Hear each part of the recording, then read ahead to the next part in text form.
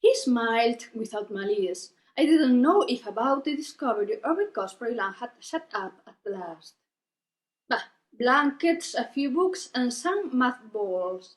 Froilan got disappointed. Cesar still was smiling. Aren't you going to look into? Cesar asked me. I shrugged my shoulders. I didn't care. Probably they would be some beautiful blankets like the golden bedspread that I would never got to own, so... Yeah, you touch it and see what feeling you get, Freyland ordered in a kind voice. I put my snout in. Yes, the blankets were beautiful, not as much as the golden bedspread, but beautiful. One of them was white with orange, blue, and yellow dots. The other had brown flowers over a white background, and the other blue with orange geometric patterns. Some books with thick sheets, and its corners blunt by the use. I touched the blanket on top, and the one in the middle, and the one underneath. I even took a look at the books. Nothing, Roland despaired. Cesar smiled. No, actually nothing. I looked at Cesar. Did I have to feel something? Cesar didn't answer. Are you going to say anything or what? Roland put pressure. There is nothing to say, a peaceful and smiling Cesar said. If she doesn't feel anything, she doesn't feel anything. Don't they look familiar to you? No, I replied. That one was on the couch at your place. Cesa's face turned into a little devil's, pointing at the one visible. I took it out only for the fun of it, because it didn't seem familiar at all. The blanket we had at home was an old blanket that still kept its patterns and colors. It was striped in white and blue on one side and white and yellow on the other, with blue flowers on the blue striped side and yellow on the yellow striped side. I spread it out. The pattern was like it showed folded on that side. On the other it has orange, blue, and yellow lines that crossed once over the others. This isn't the one we have on our couch, I sentenced, looking at Cesar. Maybe not. Maybe I was wrong, he said, still smiling, not attaching importance. He behaved like if he was pestering us with the only intention we took the blanket out of the trunk. Freeland thought it as well. He took the others without waiting for anybody to say a thing. Take a look at the books, he had ordered. Oh no, you have looked at them already.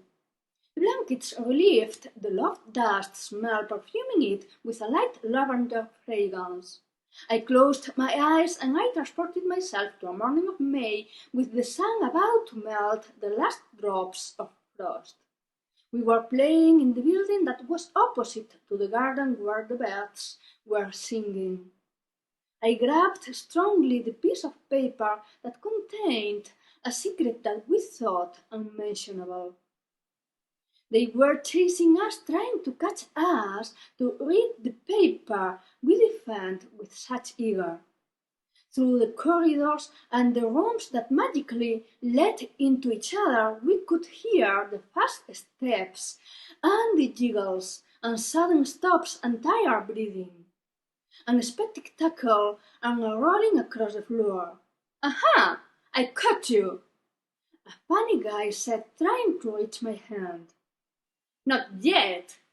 I fidgeted strongly to move as far as possible my hand from his way. The background laughed, turned into silence, and the disorganized steps in a run to the same destination. We looked at each other, surprised, parking the little fight aside, waiting for an explanation. The devil is coming! A shout dispelled our doubts, passing by the room's opened door.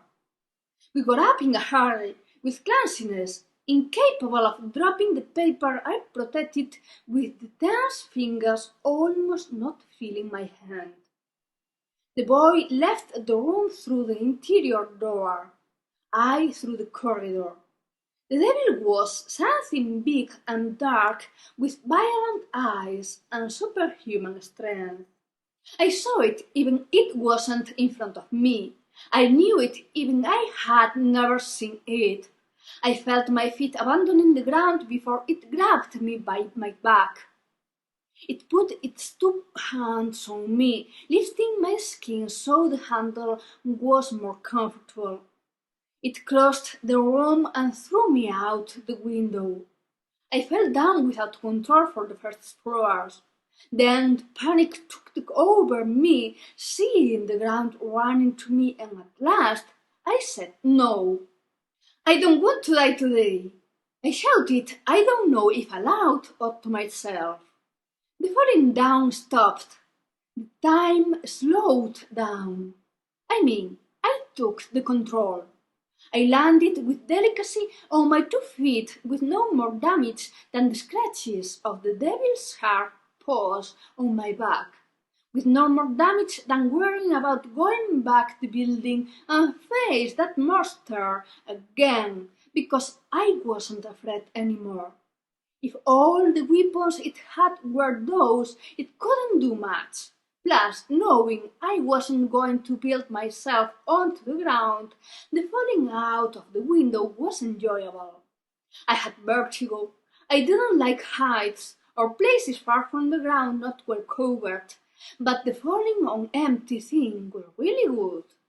I ran upstairs. I didn't stop seeing the devil just in front of me in the middle of the corridor, just looking at me right into the eyes, gritting its teeth with the annoyance of the failure, just ready for the second round. The second round didn't last much. Before I could get 2 inches closer, he grabbed the handles of my bag, and immediately I was breathing the fresh air that almost suffocated me. Self-control and feet on the floor again.